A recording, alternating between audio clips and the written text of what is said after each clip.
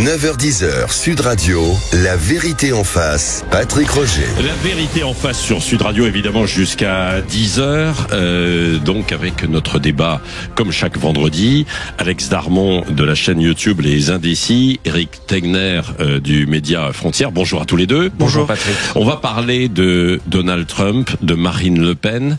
Deux personnages pour le moins controversés qui font beaucoup causer, évidemment, qu'on aime ou qu'on n'aime pas, bien sûr. On va voir ça. Alors, ce qui est assez étonnant, étonnant, pas pour tout le monde, c'est que finalement, il y a eu un message de soutien venant de Donald Trump à Marine Le Pen, qui dit au passage qu'il les connaît pas très bien, mais enfin que bon, il estime que c'est pas trop juste ce qui se passe. Hein. Maxime Trollo, racontez-nous donc, parce qu'il a partagé sur ses réseaux sociaux ce message. Free Marine Le Pen. Oui, c'était cette New York française, libérer Marine Le Pen. Donald Trump qui dénonce même une chasse aux sorcières et pointe du doigt, je cite, les gauchistes européens utilisant la juridiction politique pour faire taire la liberté d'expression. Voilà, ce sont ces mots. Effectivement, Patrick, vous le disiez, il ne connaît pas personnellement Marine Le Pen, Donald Trump, mais je cite là aussi, il apprécie combien elle a travaillé dur pendant des années. Il la coince sur une accusation mineure dont elle ne savait probablement rien. Une erreur comptable, il dit même. Oui, absolument. Ouais. En tout cas, ce n'est pas la première fois, Patrick, que Donald Trump évoque le cas de Marine Le Pen. 4 millions. C'était en début de semaine, écoutez. Voilà, il a été interrogé sur la condamnation, donc en première instance lundi. Trump avait évoqué alors a very big deal, une grosse affaire. Elle est interdite de se présenter pendant 5 ans alors qu'elle était favorite. Ça ressemble à ce pays. Ce pays, c'est son pays, les États-Unis. Il fait évidemment référence à ses propres affaires judiciaires. En tout cas, Marine Le Pen, pour le moment, en tout cas, n'a pas réagi à ce dernier message de Trump. La chef de file des députés RN à l'Assemblée s'est tout de même réjouie à remercier les soutiens des Français. 1,5 million de signataires à la pétition et 20 000 adhésions à Rennes depuis lundi. C'est énorme. Un rassemblement de soutien qui doit se tenir d'ailleurs dimanche à Paris. Oui, tiens, d'ailleurs, à ce propos, tout à l'heure, on commentera un sondage IFOP fiducial pour Sud Radio, comme chaque semaine, notre balise, concernant les traits de caractère de Marine Le Pen et l'adhésion ou pas à Marine Le Pen. Et on voit que finalement, il y a un peu plus de Français qui voudraient qu'elle se présente. Mais beaucoup pensent qu'elle ne pourra pas se présenter. C'est ce qu'on verra avec Frédéric Dabi. Sur ce soutien donc de Donald Trump à Marine Le Pen, comment vous l'interprétez, Alex Darmon et Eric Tegner? Alex. Moi, il me semble cohérent ce soutien. Quand on connaît Donald Trump et quand on connaît Marine Le Pen, ils ont un peu subi la même chose. Enfin, si on peut employer le terme subi, la même chose et vécu la même chose. Après, voilà, vous avez, j'ai envie de dire, les soutiens que vous méritez pour Marine Le Pen. Voilà, c'est sur le soutien. Après, on pourra parler de l'affaire, du fond de l'affaire, de comment elle s'est déroulée. Mais c'est quand même un message aussi hyper important et hyper fort de la part de Marine Le Pen. Et je trouve qu'il installe un clivage aussi dans Donald Trump en faisant ça, quoi. Ah ouais, il installe un clivage dans la politique mondiale. Il lui rend service ou pas? Pour ceux qui soutiennent Marine Le Pen, oui. Pour les autres, non. Ouais, c'est ça. Mais de toute façon, je vais vous dire. Il creuse le fossé, quoi. Non, mais Patrick, je vais vous dire. Marine Le Pen n'a pas le droit de se défendre, elle n'a pas le droit de manifester. Maintenant, elle n'a pas le droit d'avoir le soutien de personne. Voilà. Donc, c'est aussi simple que ça. Parce que le soutien de Poutine, elle a le soutien mais elle n'a pas le droit. Et donc, elle a juste le droit d'attendre très gentiment qu'un jour la gauche la soutienne, ce qui n'arrivera jamais parce qu'aujourd'hui, elle se satisfait quand même que leur plus cruel adversaire soit complètement mis de côté. Je tiens à rappeler que Donald Trump n'avait pas voulu recevoir Marine Le Pen en 2017 lorsqu'elle était venue à la Trump Tower. Elle s'était fait humilier. C'est très vrai. Donald Trump ne connaît pas Marine Le Pen aujourd'hui. Donald Trump est beaucoup plus proche entre guillemets, de Reconquête, Sarah Knafo, que de Marine Le Pen, qui aux États-Unis, pour le coup, considère que Marine Le Pen est de gauche. Oui, c'est ça. Mais malgré tout, il se dit, c'est un peu le même schéma que moi avec la justice, quoi. On veut l'empêcher de se présenter, quoi. Oui, mais vous savez. Parce que je vois qu'Éric ce matin est un peu entre guillemets énervé. Moi je énervé. On se parle en antenne, on s'apprécie beaucoup. Donc on se parle en antenne. Mais moi je comprends ce matin, depuis le début de la semaine, que quand vous êtes électeur du Rassemblement National, que quand vous êtes sympathisant de Marine Le Pen, vous ne comprenez pas la décision qui a été rendue lundi, qui a été donnée lundi, et que vous voulez manifester votre mécontentement. Mais ça, c'est logique. C'est aussi ça une démocratie. C'est de pouvoir le faire et dire on n'est pas d'accord avec la décision de justice, et on va aller le dire, on va aller signer une pétition et aller manifester. Maintenant, il faut pas oublier non plus le fond de l'affaire. Il faut pas oublier le fond de l'affaire. On pourra parler de la forme et du rendu. On peut s'étonner de la sévérité de la peine, notamment sur l'exécution provisoire. Mais sur la condamnation en tant que telle, il faut pas s'en étonner. Vous l'avez dit, il y a quand même eu des détournements de fonds à un moment donné. 4 millions d'euros. Et un préjudice de 4 millions d'euros. Voilà. Vous savez pourquoi je suis en colère aujourd'hui? Oui. Parce que si je suis pas en colère aujourd'hui quand on prive une candidate d'être candidate à la présidentielle, je vois pas quand est-ce que je le saurais. Mais si, les Français sont complètement lucides là-dessus. Je vais vous dire, moi je suis allé dans des pays autoritaires, on pense à la Russie, à chaque fois Vladimir Poutine, il se lève pas un matin en disant Navalny en prison. Il se cache derrière des affaires. Ce sont des juges qui décident. Regardez le cas de Boualem Sansal. Ce n'est pas Tebboune qui l'a mis en prison. Tebboune n'a jamais assumé de l'avoir mis en prison. Ils sont allés chercher une loi. Et quand vous regardez la loi, effectivement, elle existe. Et effectivement, Boualem Sansal n'a pas respecté la loi algérienne. Et ben oui, mais si on rentre dans ce cas-là, et est-ce qu'on y est rentré chez Sud Radio? Non. Moi, je vais vous dire, ce qui me choque, c'est que cette semaine, les médias, les intellectuels, etc. Selon moi, on n'a pas été à la hauteur de ce qui se passe. On n'a pas été à la hauteur. Et ça ne dérange pas parce que c'est Marine Le Pen. Imaginez le contraire. Vrai, imaginez un jour quelqu'un jugé d'extrême droite au pouvoir et qu'il aurait ce type de décision, qu'il aurait la fermeture d'un média. On créerait à la dictature. Et aujourd'hui, on crée à quoi? Est-ce qu'elle n'est pas le droit pacifiquement d'aller manifester dimanche prochain? J'ai dit le contraire. Il n'a pas dit ça. J'ai dit le contraire. J'ai dit au contraire, les gens ont le droit d'aller manifester et le droit de signer. Et l'état de droit, je suis désolé, c'est aussi faire confiance à une justice. Encore une fois, je le répète, on peut s'étonner de l'exécution provisoire. Par contre, inéligibilité, c'est arrivé à plein de monde. Alain Juppé en 2004, il a été empêché de se présenter en 2007. À la présidentielle, me dites pas. 2004, Eric, me dis pas que c'est la première fois. Me dis pas que c'est pas la première fois. Alain Juppé 2004, il est empêché de se présenter en 2007 alors qu'il est favori de la droite à cette époque-là. Je veux dire, c'est le problème, c'est que c'est quelque chose d'éminemment politique et d'éminemment historique. Et vous essayez de noyer le poisson sur cette affaire. Moi, je suis désolé, cette affaire, à aucun moment, on va pas revenir sur le fond. Je pense que les Français, ils comprennent pas. C'est plus important. C'est pas ça le sujet. C'est plus important quand même. Les Français, c'est ce qu'ils se disent. Ils se disent qu'à chaque fois qu'il faut sauver des gens, c'est jamais les mêmes. C'est jamais les mêmes. Je comprends pas. Jérôme Cahuzac, il était de gauche quand il a été condamné. Oui, mais je suis désolé. Oui, d'accord. Jérôme Cahuzac. Non, mais ne mettez pas sur le même plan Marine Le Pen et Jérôme Cahuzac. En attendant, on a au sein du gouvernement des gens. Je suis désolé. On a Emmanuel Macron. Ça fait 8 ans qu'il est au pouvoir. Bizarrement, il a rien fait. Jamais rien fait. François Hollande, bizarrement, il a rien fait. Jamais rien fait. Cette juge, elle avait relaxé quand même Olivier Dussopt, qui était condamné en appel. On a Éric Dupond-Moretti convoqué devant la CJR, relaxé. On a Richard Ferrand, également mis dans une affaire, non seulement relaxé par une juge qui a fini au Conseil constitutionnel, mais lui aussi, il est devenu président du Conseil constitutionnel. Ça dérange personne. Et d'un coup, on essaie de faire croire cette histoire est extrêmement grave. Mais on en parle depuis lundi, on en parle. La vérité, c'est que vous me prenez complotiste quand j'explique que j'explique que c'est une décision éminemment politique. Mais est-ce que vraiment, honnêtement, vous attendiez à ce que la juge donne autant de justifications politiques que ça? Elle a été éminemment politique dans son rendu. Elle a même expliqué que parce que dans le fond, elle critiquait l'Union européenne, Marine Le Pen, elle devait doublement être sanctionnée. Elle a dit qu'elle prenait en compte le fait qu'elle était candidate à la présidentielle. Des semaines avant ce jugement, on disait que ça n'arriverait pas. Mais ce qui est fou, ça veut dire que pour eux, en fait, lutter contre l'extrême droite, de toute façon, c'est pas une opinion politique. Voilà, ça fait partie liberté, égalité, fraternité, de lutte contre l'extrême droite. C'est la 4e devise de la République pour eux. Pas tous les juges quand même. Non mais encore une fois, pas tous les juges. Non mais pas tous les juges. Après, on pourrait se pencher sur le cas de cette juge, savoir d'où elle vient. Enfin, elle sait de quoi elle parle. Sur le fond de l'affaire. C'est une experte. Non mais attends, Eva Joly. Encore une fois, elle a été expert comptable. Elle est au second tour, elle fait l'ENM. C'est une fan d'Eva Joly. Non mais d'accord. Ils auraient pu trouver plus neutre, à moins qu'il n'y en ait pas. Alex Armand. En tout cas, ce que je veux dire par là, c'est que tu dis on va pas parler du fond de l'affaire. Pour moi, c'est quand même la base, le fond de l'affaire. Et je vais même te dire autre chose. Le fait qu'ils avancent le deuxième jugement à fin 2026, tu dis que ça sert, enfin été 2026. Oui, été 2026. Ce qui permettra d'avoir de clarifier la situation. Et qu'est-ce qu'on dira à ce moment-là si elle est condamnée? Qu'est-ce qu'on dira? On dira elle est condamnée, mais en fait elle est pas coupable. Alors qu'on a mais a priori, moi, je suis pas là-dessus. A priori, il y a 10 ans d'enquête, il y a 10 ans de procédure, et il y a les preuves qui prouvent qu'elle savait qu'elle était coupable. Donc qu'est-ce qu'on fait? Ça veut dire que là, la justice. Je dis clairement, moi je pense que dans cette décision qui a été rendue lundi, la juge a fait une erreur, elle a assumé une décision politique.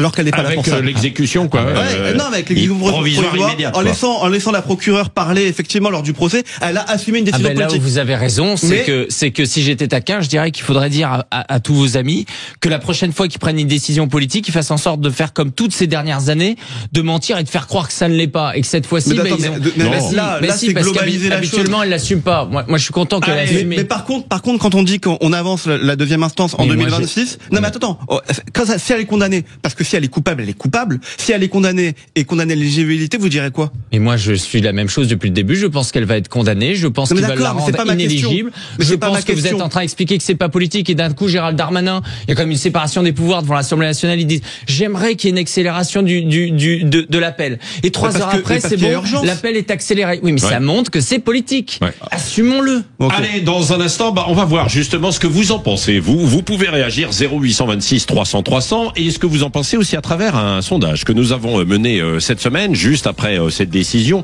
avec l'IFOP, notre partenaire. Frédéric Dabi, que vous connaissez bien, sera en ligne avec nous dans un instant, et nous verrons cela ensemble dans La Vérité en face sur Sud Radio jusqu'à 10h. 9h-10h, Sud Radio, La Vérité en face, Patrick Roger. La Vérité en face, évidemment, jusqu'à 10h, autour de Marine Le Pen. On a parlé de Donald Trump, Marine Le Pen, tout à l'heure, sur le soutien, et sur Marine Le Pen, parce que c'est l'autre grosse information, évidemment, de la semaine. C'était lundi, mais il y a déjà eu du temps qui est passé depuis, et ça va vite parfois dans l'actualité, mais tout de même, il y aura d'ailleurs aussi le rassemblement dimanche pour Marine Le Pen à Paris. Je ne sais pas d'ailleurs s'il y a des appels aussi au rassemblement en région dans certaines villes. Je n'ai pas vu ça. Nous avons voulu voir avec l'IFOP. Frédéric Dabi est avec nous, le patron de l'IFOP. Opinion, bien sûr. Bonjour Frédéric. Bonjour Patrick, bonjour à tous. Bon, à travers un sondage là fait cette semaine sur les Français et les traits de caractère de Marine Le Pen et la position des Français après cette décision en fait de justice, et sur le souhait de candidature de Marine Le Pen à l'élection présidentielle ou pas. Et là, eh bien, il y a 49%, c'est ça, 49% des Français qui disent oui, qui souhaitent la voir se présenter, et 51% non. C'est par rapport aux enquêtes précédentes, ça donne quoi, Frédéric? Oui, alors Patrick, c'est intéressant de voir comme ce qui s'est passé lundi, ce coup de tonnerre impacte la projection des Français sur Marine Le Pen à la présidentielle. Pour une quadruple candidature, vous le disiez, 1 Français sur 2 souhaite que Marine Le Pen soit candidate. Ce qui est intéressant, c'est que ce n'était que 42% fin février, pour une enquête IFOP fiduciale pour le Figaro et Sud Radio, 49% plus 7. Ce qui est très notable, c'est à quel point les sympathisants, les électeurs RN serrent les rangs autour de Marine Le Pen. Chez les sympathisants RN, ça monte à 97%, et on en a même, tenez-vous bien, 83 qui le souhaitent de manière catégorique. Donc en termes de souhait, on voit que la condamnation de Marine Le Pen fait que, plus que jamais, son écosystème électoral veut l'avoir sur la ligne de départ en 2027. Mais pas que, puisque c'est 49%, c'est pas 49% des Français qui votent Marine Le Pen, quoi. On est vraiment bien d'accord. Dans l'enquête IFOP JDD, c'est plutôt entre 34 et 36, ce qui est déjà beaucoup. Mais ce qui est intéressant de voir, si le souhait progresse très fortement, on voit à quel point cette décision de justice impacte ce qu'on appelle le pronostic. Un souhait, c'est est-ce que je souhaite qu'une personne soit candidate? Le pronostic, c'est est-ce que finalement, cette personne ira au bout et pourra être candidate? On était dans l'enquête Figaro Sud Radio de fin février à 74% pour Marine Le Pen. Ouais. Tenez-vous bien. Oui, on passe à 37. La question très précise, c'est pensez-vous que Marine Le Pen pourra finalement être candidate? C'est la question. Et la deuxième question. Et là, on se retrouve à... C'est un effondrement. On passe de 74 à 37, vous vous rendez compte, en à peine 4 semaines. On voit très bien l'impact du procès sur la ligne de départ présidentielle. D'abord, une des critiques très fortes des électeurs RN, c'est que la justice a interféré sur l'offre présidentielle. Et tenez-vous bien, même auprès des sympathisants RN, même s'ils sont une majorité à penser que finalement elle va s'en tirer, on en a 3 sur 10 qui se disent non, elle ne pourra pas être candidate. Donc on voit très bien, et c'est 39% 39% dans l'électorat Marine Le Pen 2022. Donc on voit que dans cette balise fiduciaire pour Sud Radio, l'image de Marine Le Pen ne bouge pas plus que ça. Les traits d'image sont plutôt stables avec des éléments forts, la proximité, la compétence, la capacité à avoir un projet, des éléments de faiblesse. Est-ce qu'elle est honnête? On passe de 43 à 40. Ah oui, ça baisse un peu. Ça baisse un peu. Je l'ai noté.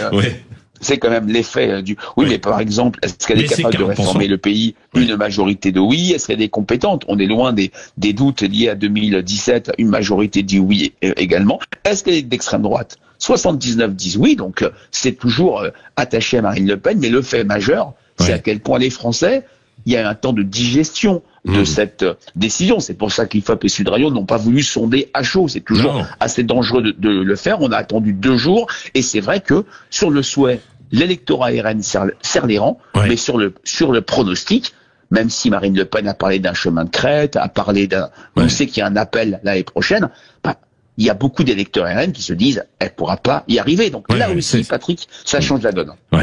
Merci Frédéric pour toutes ces indications, c'est particulièrement intéressant. Et quand on suit finalement ce sondage, je sais pas ce que vous en pensez, Éric Tegner et Alex Darmon, comme chaque vendredi vous êtes avec nous, c'est que finalement ils sont assez pragmatiques les Français quoi. Ils disent oui, ils voudraient qu'elle se présente, mais ils disent ce ne sera pas possible quoi. Comme chaque année, quand ils doivent payer leurs impôts, vous savez, ils savent qu'ils vont payer plus. Ils râlent un peu, mais ils passent à la caisse. Alors, c'est quelque chose d'absolument dramatique. On est dans la seule chose qu'ils peuvent espérer. Le sondage est passionnant. En fait, c'est espérer. Voilà. Donc, ils savent qu'à un moment, on va prendre en compte. Peut-être, on va les écouter. On va dire, oui, l'électeur du Rassemblement national aimerait bien que Marine Le Pen soit candidate, et c'est tout. Parce que c'est le maximum. Il n'y a pas que d'ailleurs, puisque 49%, ça va au-delà. Bien sûr. Mais je trouve ça. Moi, je vous dis, je trouve ça dramatique. Je trouve que le pays est totalement apathique. Je trouve que ce qui se passe, et moi, et en fait, il n'y a pas de conscience que un jour, il y aura peut-être vraiment une radicalisation de certaines personnes à l'extrême gauche ou alors à l'extrême droite, parce qu'à un moment, en fait, vous laissez passer ça. Non mais vous le disiez très bien au début, Patrick. On est au bout de 4 jours, ça commence à passer. Je veux dire, dans 2 semaines, c'est finito et on passera à autre chose. Alex Darmon, on se croit sur Netflix. Pas tout à fait la même vision des choses. Non, j'ai pas la même vision des choses, puisqu'il y a quand même 10 ans d'enquête, quoi. Donc je veux bien qu'on dise qu'on est apathique, je veux bien qu'on dise que on l'empêche de se présenter. Enfin bon, pendant l'enquête, elle s'est présentée en 2017, elle s'est présentée en 2022. Vous voyez? Donc elle n'a pas été empêchée 2 fois de se présenter. Il y a un moment, tous les Français sont justiciables comme les autres. Si vous faites une erreur, si vous faites une faute, vous êtes condamné et vous êtes jugé. Ça c'est le premier point. Et le deuxième point, on n'interdit pas le Rassemblement national de présenter un candidat. On n'interdit pas les électeurs du Rassemblement national de pouvoir voter pour leurs idées. Oui, c'est vrai. Pas encore. Non mais bien sûr, encore heureux. Mais c'est ça. J'ai dit. Ah non, moi je suis pas. Regardez, il y a déjà une enquête sur Jordan Bardella. Mais il y a aussi une enquête de l'autre côté sur Jean-Luc Mélenchon qui est en train d'arriver. Ils voudront. Mais ça arrive pas. Il y a une enquête sur François Bayrou qui va être jugé en deuxième instance. C'est intéressant. Mélenchon, ça prend beaucoup plus de temps. Parce que ça a démarré plus tard. Voilà, parce que qui a commencé chez Marine Le Pen, c'est rien de politique. Martin Schulz, Parti socialiste, et Christiane Taubira qui ont fait signalement. Qui a dénoncé Bayrou, et je suis d'accord. Qui a dénoncé chez Marine Le Pen? Qui a dénoncé chez Marine Le Pen les malversations? C'est une députée européenne, RN. C'est à l'intérieur même du parti. C'est un signalement de règlement de compte. C'est un règlement de compte, c'est Sophie Montel à l'époque. C'est un signalement de Martin Schulz. Non. Elle a alimenté, et à la base, c'est un signalement de Martin Schulz, qui est un socialiste, et de Christiane Taubira. Mais je vais vous dire, a été lancé par aujourd'hui, il faut comprendre que ça va être Bardella ensuite. Et je vais vous dire, sur les histoires de partis, quand de toute façon, je suis désolé, parce que, allons un peu sur le fond, on va dire, les gens français vont se dire, ils ont détourné, etc. Au-delà, il n'y a pas d'enrichissement personnel. Mais pourquoi aucune banque française n'a jamais fait de prêt au Rassemblement national? Pourquoi ils ont été obligés d'aller faire un prêt à un moment parce que ils pouvaient même pas être candidats chez les Russes? C'est ça une démocratie? En fait, jamais ils vont interdire un parti. Ils vont faire en sorte de lui couper les comptes bancaires, de lui couper les fonds. Ils diront c'est pas nous qui avons interdit. C'est déjà de base depuis une dizaine d'années que c'est absolument un scandale aujourd'hui. Et ça révolte personne. Non, ça c'est encore une autre question. Je suis désolé. C'est la même. Non, parce que quand on essaie d'expliquer pourquoi elle a fait ça, je veux dire, je vais pas la défendre. Mais pourquoi elle a fait ça? Pas parce que vous la défendez un peu. Mais allez-y, Eric Tegner. Pourquoi elle a fait ça? Mais je veux dire, elle n'a pas le choix. Elle n'a pas le choix. Non, mais vous voulez faire comment? Pour faire fonctionner le Front National dans l'époque, pour c'est un ça. parti, parce qu'en fait, c'est pas l'Europe qui défend les Français. Et de toute façon, ils sont minoritaires.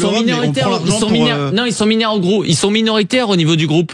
Donc en fait, ils ont fait quoi, les collaborateurs? Ils ont bossé pour le parti. Le parti, c'est les députés européens. Et donc ils ont bossé pour leurs électeurs. C'était pas des emplois fictifs. Ils sont pas partis en vacances avec. Il faut arrêter. Et donc ils font ça parce qu'ils ont pas de moyens. Non, ils ont des services de sécurité, oui, parce qu'eux, ils sont menacés de mort en permanence. Et ça, on va pas en parler. Non, mais ça, oui. C'est pas pour le plaisir que vous avez un mec de la Sécu tous les jours qui vous suit chez vous. Non, mais ça, bien sûr. Et d'ailleurs, ça, c'est une vraie réflexion à avoir sur le long terme, de savoir si les agents de sécurité, quand tu es menacé de mort, ne devraient pas être payés d'une certaine manière par les institutions politiques. Franchement, ça, c'est une vraie réflexion à avoir. D'accord? Ça, c'est le premier point. Le deuxième point, encore une fois, je suis désolé, je reviens sur le fond de l'affaire. Moi, je pense qu'en plus, le RN a fait une erreur de défense, mais après, il y a une deuxième instance. Oui, alors ça, on va voir ça dans un instant. Voilà. Vous auriez... en fait, leur défense, c'est de dire, on savait pas. On savait pas. Bah, si tu sais pas, tu le dis. Et tu dis que t'as peut-être fait une faute à ce moment-là. Ouais. Voilà. Et que il faut redéfinir la vie politique. Mais on peut pas, en fait, en permanence, et y compris au RN, dire, il faut être plus ferme, il faut plus de justice, il faut être plus dur. Et quand ça tombe sur soi, dire, on n'a rien fait. Je trouve ça juste fort de café. Que sur les 50 dernières années, on ait quand même eu des ministres corrompus, qu'on ait eu des assassinats, qu'on ait eu plein de choses, et que la personne sur qui on tombe la première fois, parce qu'encore une fois c'est inédit sur un candidat à la présidentielle qui peut gagner, François Fillon, c'est pareil, on pourrait en parler de François Fillon, c'est un scandale. C'est pareil, c'est un scandale. Une pièce dans la machine. Sans problème pour en parler. Oui, mais c'est à ce moment-là que ça a commencé. Mais bien sûr que ça a commencé sur l'accélération. Ça veut pas dire que sur le fond, ils ne sont pas coupables. Les Français, ils sont pas dupes. Les Français, ils sont pas dupes. S'il faut mettre quelqu'un au pilori, parce qu'en ce moment, c'est ça, on est en train de la mettre au pilori. Moi, je me crois le 21 janvier 1793. Il y a besoin de crucifier quelqu'un. Et donc, ils sont allés chercher Marine Le Pen. Voilà, Marine Le Pen. Donc, l'objectif numéro 1 à chaque fois, c'est pas de défendre les bourgeois et les riches. Quand tu fais une enquête de 10 ans, mais quand tu fais une enquête de 10 ans et que tu apportes des preuves matérielles pour dire que que cette personne en face de toi est coupable, c'est pas amener quelqu'un au pilori. C'est pas lui couper la tête. Je suis désolé. Qu'en pensez-vous de l'autre côté? 0826 300 300. Nous sommes ensemble jusqu'à 10h. Donc, vous pouvez continuer de réagir, bien sûr.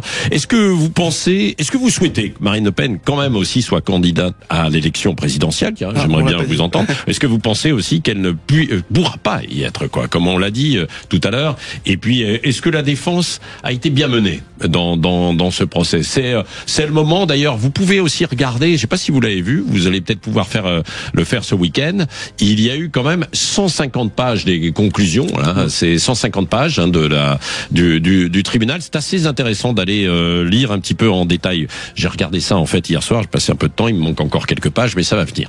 0826 300 300, évidemment sur Sud Radio, la vérité en face. 9h-10h, Sud Radio, la vérité en face, Patrick Rocher. La vérité en face, vous avez encore un peu de temps pour réagir, 0826 300 300. Est-ce que vous souhaitez la candidature de Marine Le Pen à l'élection présidentielle, coûte que coûte, ou alors est-ce que vous n'en voulez pas, ou est-ce que vous pensez qu'elle ne se présentera pas? J'aimerais bien encore vous entendre, il reste quelques minutes dans ce débat, Éric Tegner et Alex Darmon. Alex Darmon, vous disiez en fait tout à l'heure, la décision de la justice est compréhensible, peut-être sur l'exécution provisoire, et vous dites finalement si Marine Le Pen elle a eu cette peine là, c'est aussi parce que la défense n'a pas été bien menée. Moi c'est mon sentiment. C'est votre sentiment. C'est-à-dire pourquoi? C'est une analyse, sans doute que je me trompe. Je sais pas, quand vous faites une faute et qu'il y a des preuves que vous avez fait cette faute, vous dites que vous n'êtes pas d'accord sur l'interprétation. Au moins vous dites ça. Au moins vous dites on n'a pas la même interprétation, on s'est trompé.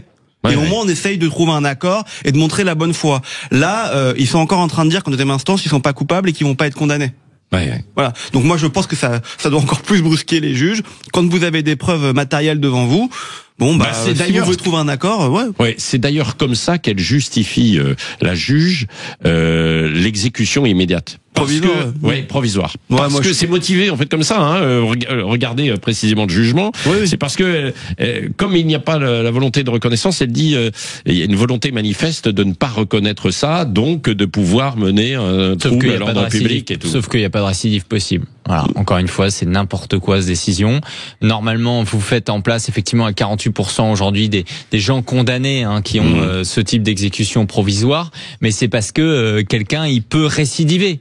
Là, elle n'est plus députée européenne. Oui, elle mais ne peut pas récidiver. Ailleurs, elle n'est pas présidente. Non. Si elle se présente à la présidentielle, dans ce cas, vous l'interdisez de compte bancaire. Dans ce cas, vous l'interdisez de tout. Vous la mettez en prison pendant 40 ans. Non, mais ouais, dans ce cas, sa peine de prison, pourquoi elle lui a fait un aménagement de peine et un bracelet électronique? Et sur la défense, alors, sur ce que dit Alex Darmon, est-ce que vous trouvez que finalement, ça n'a pas été bien mené, cette défense? Vous savez, moi, j'ai beaucoup d'affaires. À chaque fois, les avocats, ils se disent toujours meilleurs que les autres, etc. Ouais. Moi, je vais vous dire, dans le fond, la meilleure défense, pas la meilleure défense, etc., elle allait être condamnée et elle va être à nouveau condamnée. Voilà. Et c'est la seule chose que le Rassemblement national aurait dû prendre en compte. Le matin même, moi, les responsables politiques du RN que j'ai vus, ils étaient choqués par ça. Ah oui. Ça veut dire quoi? Ça veut dire que même d'un point de vue politique, vous avez vu, on nous parle de, non pas de dédiabolisation, parce que c'est normal de se dédiaboliser, mais cette conviction intime qu'un jour le système va vous valider. Ne vous validera jamais. Ils sont en train de faire croire que c'est une gangster. Donc ça, c'est intéressant politiquement d'en avoir conscience, parce que si nos alliés, ce sont des gens qui nous lâchent du jour au lendemain, c'est pas bon. Et donc oui, aujourd'hui, c'est une guerre à mort. Et ça veut dire quoi? Quand on va encore plus loin, ça veut dire que politiquement, si un jour la droite nationale arrive au pouvoir, elle devra faire un grand reset à Fouera. Parce qu'en fait, c'est pour ça que Donald Trump, il est aussi violent, entre guillemets, parce qu'ils ont quand même essayé de le mettre en prison. Un moment. Non, et s'il est pas en prison, il faut être cohérent dans ce cas-là. Il y a quand même eu une attaque du Capitole. Dans ce cas-là, réponse. Donc il y a eu est-ce que c'est une démocratie les États-Unis alors? Bah oui. Voilà. Donc en fait, il a été réélu. Ils ont élu quelqu'un qui, selon toi, aurait dû être mis en prison. Mais non, mais c'est pas le problème. Bah si, c'est-à-dire que dans ces cas-là, si tu poses cette question, je suis pas juge. Je dis simplement que il a appelé à soulever un pays, qu'il y a eu des gens qui sont rentrés dans le Capitole. Enfin, faut quand même se rendre compte de quelque chose. Ben dans ce cas, si je me mets à ta place, je dirais que la justice l'a blanchi, mon cher ami. Et pourquoi n'avons-nous pas fait des... Ben bien sûr, il a pas, parce qu'ils ont décidé de ne pas aller au bout. Il a été relaxé, Donald Trump. Bah très bien. Et alors mais pourquoi on n'a pas fait des émissions spéciales en disant Donald Trump innocent? Je les ai pas vus, moi, tous ces partisans qui disent à chaque fois la justice, il faut pas la critiquer. Bah, bizarrement, quand la justice, elle blanchit Donald Trump. Il y a beaucoup d'émissions. On est en émission spéciale depuis lundi sur toutes les chaînes, toutes les radios, sur Marine Le Pen. Et en fait, là où ça me gêne dans ton discours, Eric, je suis désolé, c'est tu peux pas dire que là tout est blanc ou tout est noir. Enfin, faut faire preuve un peu de nuance. Depuis le début, je reconnais que peut-être que la décision est sans doute un peu politique. On en a parlé plein de fois sur ce plateau, toi et moi, sur les propos du procureur à l'époque des réquisitoires qui n'étaient pas normaux dans un tribunal. Ok, maintenant ça peut pas balayer d'un coup comme ça les fautes. Je suis pour la nuance. Voilà. Mais là aujourd'hui, Marine Le Pen, je suis désolé, elle est condamnée. Elle est politiquement dans le couloir de la mort. On n'est pas sur un moment. On n'est pas sur un moment de nuance. Politique. J'ai dit politiquement. Non, j'ai précisé. Mais ce que je veux dire, d'ailleurs, cette histoire d'appel, ça permet de faire passer le truc tranquille. Alex Darmon, vous connaissez très bien Éric Dupond-Moretti, puisque vous avez fait un doc sur lui. Est-ce que finalement elle n'aurait pas dû prendre vous savez, il a obtenu en fait beaucoup de relax. Hein. Faudra lui demander. Je pense pas que ça aurait matché entre les deux. Non, je pense pas qu'elle y ait pensé. Je pense pas qu'elle aurait accepté. Non. Qu'il aurait accepté, pardon. Oui, absolument. Il est toujours sur les planches, lui. En tout cas. Il est en tournée et il sera au mois de juin de retour à Paris, je crois. Ouais, c'est ça. Et puis Eric ira le voir. Voilà, Eric ira le voir. Vous êtes allé voir, non? Non. Moi, je vis une comédie en direct, j'ai pas besoin d'aller au théâtre. Ah ouais, c'est vrai. Vous avez raison. Il y en a tous les jours des comédies. Allez, dans un instant, les médias. Merci Eric Tegner, donc les médias à frontières, et puis Alex Darmon, donc la chaîne YouTube les Indécis. Vous pouvez retrouver bien sûr ce débat comme à chaque fois ou sur notre chaîne YouTube. Dans un instant, les médias avec Gilles Gansman et puis Christine Bouillot. Jean-Marc Généreux, invité dans un premier temps. Vous savez, danseur et juge dans Danse avec les stars. Tiens, moi j'aime bien danser. Tiens, on va peut-être danser ce week-end. Et puis évidemment tous les programmes. Ce week-end, encore beaucoup de rugby sur Sud Radio et toutes les émissions. Allez, je vous embrasse.